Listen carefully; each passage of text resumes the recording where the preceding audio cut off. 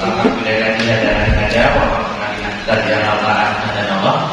Lama berjalan Rasulullah bin Nabi Al-Haqqa wa Nurul Akhir Kemudian Nabi itu Muhammad Mahmud Pertama Kedua lain lain Allah wa ada Muhammad dan Rasulullah Sallallahu Alaihi Wasallam wa ala alihi wa ashabihi amma ba'da.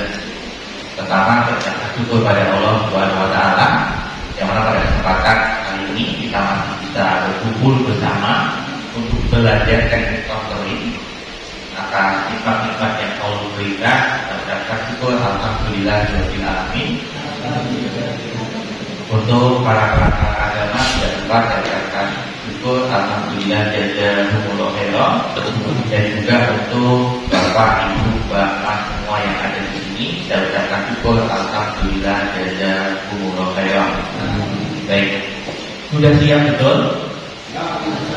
Coba senyum dulu dong. Ya, sekarang lihat kanan kiri. Coba lihat kanan, tatap matanya, tatap matanya. Pastikan kanan kiri dilihat dulu dan ditatap matanya. Maka ada makna apa di dalam matanya? Coba silakan.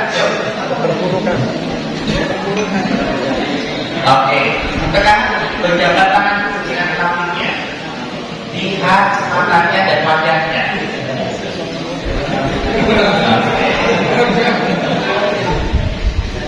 Sudah? Di sini sudah kenal semua? Sudah ya? Baik. Sebelum nanti kita belajar, kita slide-nya Bapak. Sebelumnya kenalan dulu, saya dari Silo. Saya seorang profesional konselor IMI. Selain sebagai seorang konselor, saya juga sebagai seorang penulis. Teman-teman, silakan datang ke Galeri Seluruh Indonesia. Dalam buku saya sudah ada 4 atau 5 begitu. Hampir setiap tahun saya menerbitkan buku.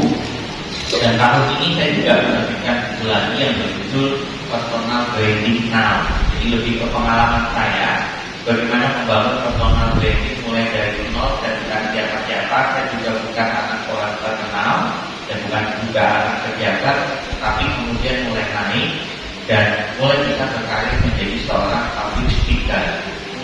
Di luar sana, saya sebagai seorang happiness motivator atau motivator kebahagiaan. Saya banyak diundang di berbagai daerah di Indonesia, mulai dari level kementerian, BUMN, perusahaan nasional, bahkan multinasional, untuk memberikan teknik tentang bagaimana meningkatkan kapasitas kinerja untuk membuat hidup kita menjadi jauh lebih bahagia. Begitu. Itu saya di buku saya tahun ini 2023. Jika ingin tahu lebih dalam, mungkin Mas Mbak dan juga Bapak Ibu semuanya bisa lihat di website saya di heritusilo.com atau searching saja di Google buku karya Heritusilo. Insya Allah sudah banyak akan muncul tentang karya-karya saya. Baik, kita sebelum mulai nanti sesinya akan bagi menjadi 2, teman-teman.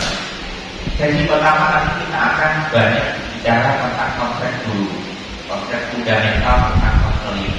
Jadi nanti harapannya teman-teman pulang dari sini itu sudah bisa membantu teman-teman yang lain yang punya masalah secara emosional. Nah, tapi sebelum itu di sini adakah yang masih kuliah atau lulusan BK psikologi? Tidak ada.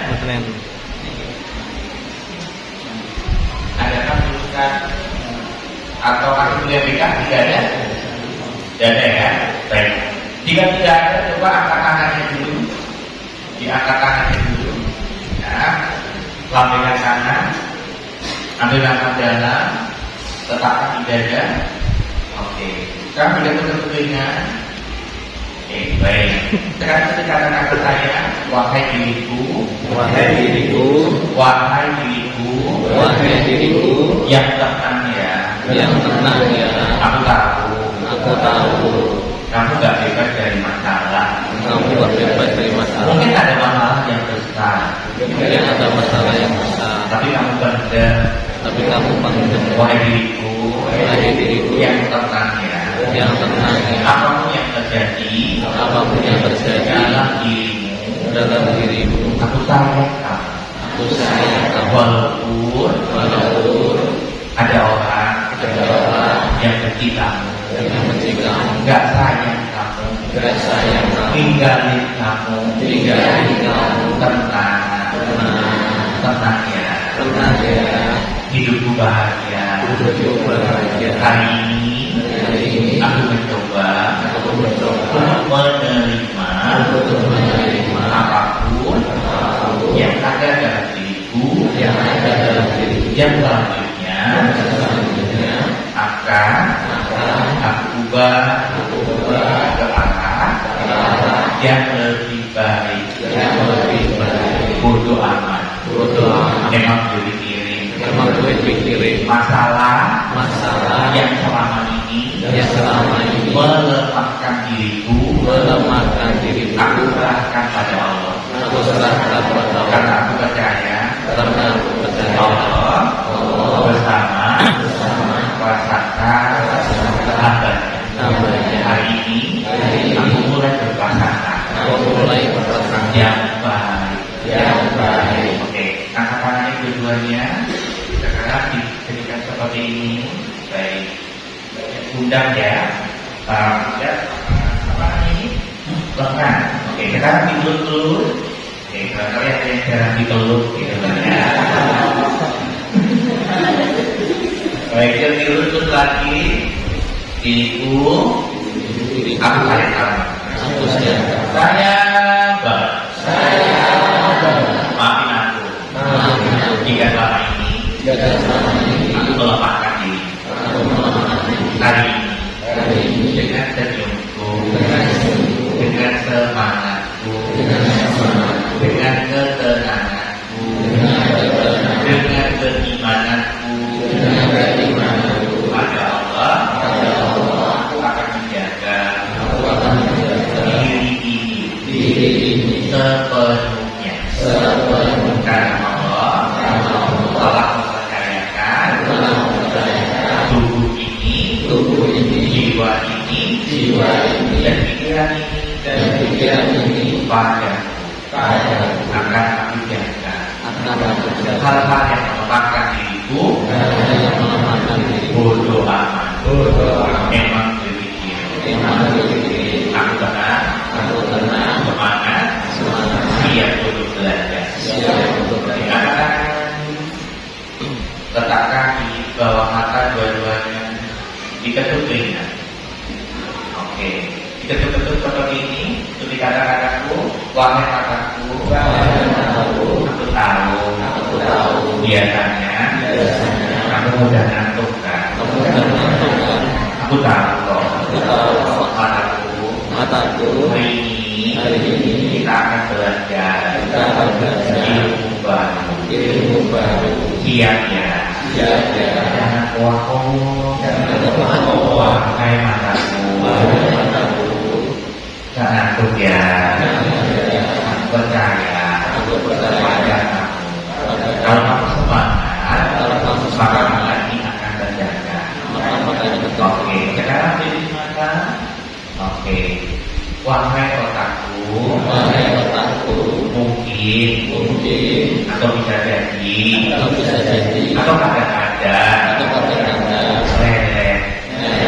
Tapi hari ini aku mencoba untuk lebih semangat dalam belajar. Terima kasih diriku, ilmu yang aku dapatkan, akan aku praktekkan supaya lebih bermanfaat. Amin. Sekarang letakkan tangan semua berhadapan-hadapan. Silakan berhadapan dua-dua. Ya. Karena nanti akan lebih banyak praktek ini. Sudah. Sekarang jabat tangannya, tahan matanya. Sudah?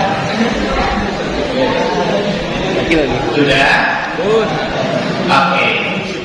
Jika sudah, teman-teman, sekarang saya minta teman-teman semua bertanya satu pertanyaan. Yang duduk sebelah utara memberikan pertanyaan, yang duduk sebelah selatan memberikan Waduh. Ingat, pertanyaannya bukan pertanyaan yang mengkulik tentang masalah pribadi ya. Silakan. Silakan bertanya bebas, tapi bukan yang sifatnya sangat privat sekali. Yang duduk sebelah utara silakan Anda bertanya.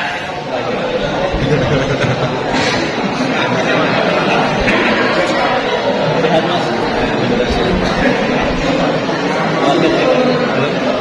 Sudah. Kita uji coba dulu akal dan ikol, karena nanti setelah kita belajar, teman-teman akan pakai dua orang dan kita lihat semuanya.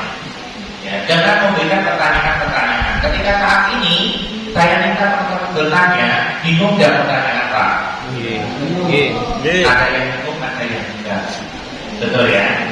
Pertanyaan yang seperti apa? Saya minta di rumahnya. Tanya apa? Oh, ente kelompok mana? Gitu kan? Oke, nggak apa-apa. Ini menarik. Maksudnya pertanyaannya apa? Mantap ya. Nanti akan kita jawabannya apa? Belum jawab. Maksudnya pertanyaannya apa tadi? Sudah sarapan belum? Oke. Ente mana? Sudah sarapan belum? Cara makan depan seperti apa? Tapi pertanyaannya asal mana?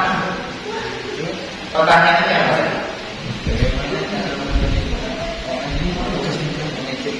Oke, bagaimana cara menerima orang yang selalu mengejek kita?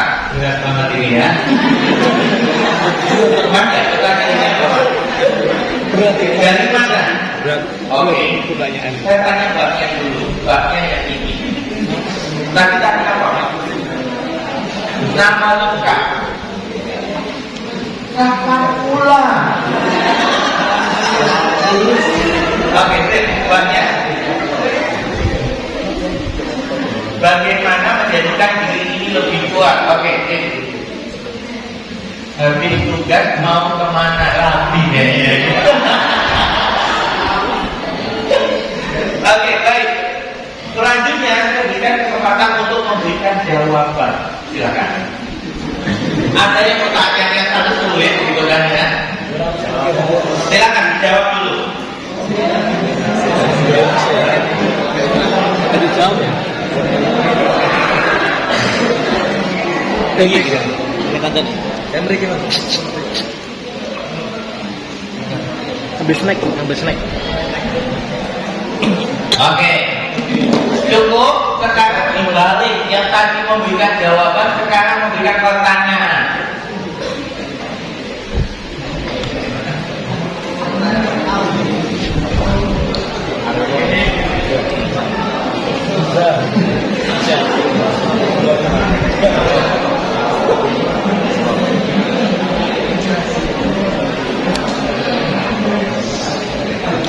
Baik, sudah. Oke, sekarang ada ketiga lagi teman-teman. Kamu berpertanyaan sampai jawab. Nah, hari ini kita akan belajar teknik konseling. Teknik konseling ini biasanya dilakukan oleh para konselor. Konselor itu bisa saja mereka yang lulusan bimbingan konseling, atau bisa saja dia seorang psikolog, atau bisa saja dia bukan siapa-siapa secara background pendidikan, bukan siapa-siapa. Maksudnya ya bisa apa bisa, tapi kemudian dia mengambil program-program khusus kaitannya dengan teknik olah pikir yang kemudian itu dipraktekkan di untuk konseling. Ada orang yang bermasalah, itu contohnya saya. Saya bukan seorang yang lulusan bimbingan konseling, saya bukan juga seorang psikolog, tapi saya adalah seorang konselor yang fokus pada satu atau dua teknik. Begitu, nah itu nanti akan saya sharingkan kepada teman-teman. Ya, jadi nanti teman-teman di sini, bapak, ibu, bapak semua, Anda bisa menjadi seorang konselor untuk usia teman-teman sebaya saya. Jadi kalau bahasanya saya sering diundang di dinas kependudukan Kota Solo untuk melatih para duta-duta aktif. Jadi mereka bahasanya itu ada duta-duta dari beberapa kecamatan, beberapa. Kemudian kemudian dilatih untuk mengkampanyekan tentang apa? Tentang keluarga berencana. Begitu. Supaya apa? Supaya tidak nikah muda, kemudian tidak ketika hamil itu bisa jaraknya jelas, gitu ya. Tidak narkoba, tidak seks bebas dan lain-lain. Dan tugas saya adalah melatih mereka untuk menjadi kontrol usia sekalian. Bisa, ya. Jadi tidak harus dengan gelar tertentu itu tidak. Begitu. Dari pemerintah kota itu sudah lama itu dilakukan di seluruh Indonesia. Nah, dari sini teman-teman semuanya kalau mengincar saya kita bebas pendidikan tidak masalah. Kita belajar makanya hari. Begitu ya. Karena masalah itu banyak teman-teman. Kota, saya mungkin kita tentang kalah. Soalnya saya sebagai seorang public speaker, memang utama saya public speaker, motivator. Di tempat praktek saya membuka jasa konseling. Masya Allah masalah banyak sekali. Tidak terbatas hanya di dalam jamaah, karena klien saya itu kebanyakan bukan jamaah. Seperti itu. Di dalam jamaah mereka tidak begitu dikenal. Seperti itu. Masalahnya sangat banyak. Mulai dari kalau yang sudah menikah, perselingkuhan, kemudian akhirnya perceraian.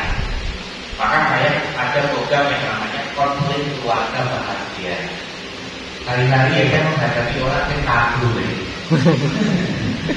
Ya karena saya menyambutkan mereka yang tadinya misalkan berselingkuh, yang tadinya biasanya marah-marah membuat pasangannya tidak nyaman. Bagaimana dengan konseling itu kemudian dia menjadi punya komitmen baru dan itu lebih bahagia. Dan sudah banyak. Ya. Kemudian masalah yang lain lagi. Ada banyak ternyata remaja-remaja di luar sana atau di dalam jamaah ketika menikah itu takut. Takut kenapa? Lagi tidak kenal dia. Khususnya dalam jamaahnya di internal kita. Dan saya tidak kenal tiba-tiba dikasih suruh nikah. Aku gimana? Maka ada program yang namanya konseling pranikah. Jadi kita memberikan nikah. Dan juga masalah-masalah yang lain, masalah buka batin, masalah anxiety, kecemasan, ketakutan berlebih. Itu beda ya teman-teman antara ketakutan dan kecemasan itu formula yang berbeda. Jika kita bicara tentang kecemasan itu irasional, irasional itu tidak jelas. Kalau takut itu jelas, rasional. Contoh, di depan kita ada ular kobra yang mengejar kita. Respon kita apa teman-teman? Takut lah. Di sini namanya takut. Kenapa? Karena sumber rasa takutnya jelas, rasional ya. Begitu misalkan di depan kalian ini ada orang gila yang sudah bawa makan. Menakutkan ya? Ya, ini rasional. Takut pada sesuatu hal yang jelas. Namun dewasa ini dengan istilahnya overthinking lah, dan apalagi yang anak-anak sudah zaman sekarang. Apa ya? Dan macam-macam insecure dan lain-lain itu justru malah menyebabkan yang namanya kecemasan. Nah, kecemasan ini sesuatu yang irasional, tidak jelas. Cemas pada apa? Apa yang kamu cemaskan? Jangan aku kok puasa aku baik. Bahkan alami seperti itu. Padahal di depan Anda itu tidak ada sumber ketakutan. Itu dinamakan kecemasan. Kecemasan ini bisa kanak-kanak. Karena kecemasan yang dipupuk terus-menerus dia akan bisa menjadi penyakit yang namanya bipolar. Barangkali ya sepertinya ada yang bipolar. Kalau dalam dunia psikologi ataupun psikiater atau jiwa, bipolar itu tidak bisa disembuhkan. Jadi seumur hidupnya harus minum obat. Tapi kalau saya tidak mengatakan itu. Kalau Allah benar-benar tidak ada yang sembuh. Tidak ada yang sembuh. Seperti itu ya. Dan konseling ini begitu sangat penting teman-teman. Kenapa? Karena di dalam internal keagamaan kita tidak saja masalahnya itu banyak. Banyak kan? Dan juga penanganan itu banyak. Mulai masalah dengan orang tua, masalah motivasi dalam hidup, masalah disorientasi seksual. Nah ini saya cuma di dalam internal kita. Orang yang sampai dengan HIV gara-gara disorientasi seksual. Nah ini perlu dikonseling. Yang kemudian laki-laki tidak suka sama perempuan, padahal dibalik. Bukan salah orangnya, bukan salah orangnya. Karena memang itu memang ada yang dari bawahnya karena seperti itu. Dia juga bingung kenapa saya dilahirkan seperti ini, begitu. Tapi kemudian dengan keimanan, dikatakan dengan keimanan kemudian dibantu dengan teknik-teknik konseling, maka itu bisa diluruskan, begitu. Ya, itu bisa diluruskan. Kenapa kok bisa menjadi seperti ini? Kita belajar. Ada buahnya kan. Kita belajar. Yaitu kita awal ya. Saya mengambil ini yang lagi viral kan, bahkan sudah berusaha gitu kan. Viral anak-anak sering dipakai untuk nanti utang lah, untuk apapun lah, ya. Saya juga kita ngambil, gitu. Jadi yang harus dibangun adalah egoisme dan kebencian. Yang pasti diraut adalah solidaritas dan kepedulian. Kenapa ini penting, teman-teman? Saya mengajak Anda semuanya hari ini memupuk kepedulian terhadap diri Anda. Kemudian selebihnya ketika Anda sudah merasa cukup dengan kepedulian Anda juga untuk membantu orang lain di sekitar Anda. Di dalam internal agama tidak apa-apa, remaja-remaja silakan bantu dengan kepedulian Anda. Ya. Karena masalah emosi ini benar-benar akan sangat mengganggu jika tidak ditangani. Kita mulai dulu. Nanti kita akan coba bisa dilihat di medialnya masing-masing. Ya. Nanti dalam sesi ini teman-teman, ketika ada pertanyaan, saya berharap begini. Di dalam internal kita sebaiknya kalau mengaji satu arah ya. Ngajinya satu arah, jadi isi pemateri, kemudian yang lain hanya duduk, betul ya. Nah, dalam sesi ini mohon tidak mengacu pada pola itu. Jadi saya memberi kesempatan teman-teman untuk bertanya. Paham kalau saya? Jadi silakan bertanya. Kalau tidak bertanya, teman-teman bisa juga memberikan pernyataan. Atau ingin diskusi juga boleh.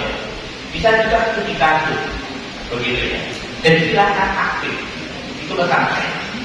Oke, kita lanjut. Nanti kita akan bahas beberapa poin. Yang pertama adalah pengertian konseling. Ya. Kemudian yang kedua, keuntungan konseling ini masih dalam jadi buku. Keterampilan konseling, nah ini nanti yang teman-teman harus praktek. Bahkan yang dari itu justru malah harus dikonseling, begitu ya. Dan nanti kesimpulan kita bicara dulu tentang apa namanya definisi dulu teman-teman. Ya. Nah, silakan kita dilihat di medialnya masing-masing dulu. Jadi kalau kita bicara tentang konseling itu sebenarnya kalau secara sederhana itu seperti ini. Ini ada seseorang ya. Nah, di sini ini benarnya luas banget. Artinya banyak masalah ya. Sedangkan ini adalah konselor. Nah, kita lihat. Jadi konseling adalah suatu proses bantuan. Kita katakan bantuan. Bantuan dari siapa? Yang namanya bantuan itu adalah orang yang mampu. Mampu jangan diartikan harus luar biasa mampunya ya, tidak. Untuk kita memberi itu, misalkan sedekah itu tidak harus membayar, betul? Artinya yang mampu dan mau itu bantuan. Ya. Jadi memberikan bantuan. Bantuan. Memberikan bantuan untuk apa? Ya, yang dilakukan oleh seorang ahli konselor. Kalau teman-teman di terapi, teman-teman belum akan menjadi ahli, baru memulai. Karena untuk menjadi ahli itu butuh praktek. Sampai dokter itu lulus sarjana kedokteran, dia tidak akan langsung jadi dokter. Dia hanya sarjana dokter. Tapi untuk menjadi dokter dia harus koas dulu. Harus praktek dulu di rumah sakit selama 1 sampai 2 tahun. Begitu. Sampai kemudian dia jadi dokter, dokter umum, dokter spesialis dan seterusnya. Ya. Jadi untuk memberikan bantuan oleh ahli atau terapis kepada individu yang mengalami masalah psikologis, kita bahas masalahnya psikologis. Jadi kalau kita dari masalahnya utang, bukan utangnya ya, kemudian teman-teman selesaikan dengan nanti utangan lagi, bukan seperti itu. Jadi masalahnya berat banget, bukan masalahnya itu, tapi kita fokus pada konteks masalah psikologi. Kalau dia punya utang, berat dong dalam dirinya, buntu dong pikirannya, betul ya? Itu yang diselesaikan. Ketika dengan buntu ini diselesaikan, maka dia akan mulai memikirkan solusinya. supaya kita lunas gimana? Oh, aku harus bikin ini. Dalam waktu yang singkat kita seperti apa? Nah, nanti mulai fokus pada solusi. Begini, ya. Tujuannya untuk apa, teman-teman? Membantu individu tersebut untuk menyelesaikan masalahnya. Kita pahami betul bahwa hampir setiap orang, ya, tentu tidak teman, hampir setiap orang itu sebenarnya dia sudah punya solusi atas masalahnya. Rata-rata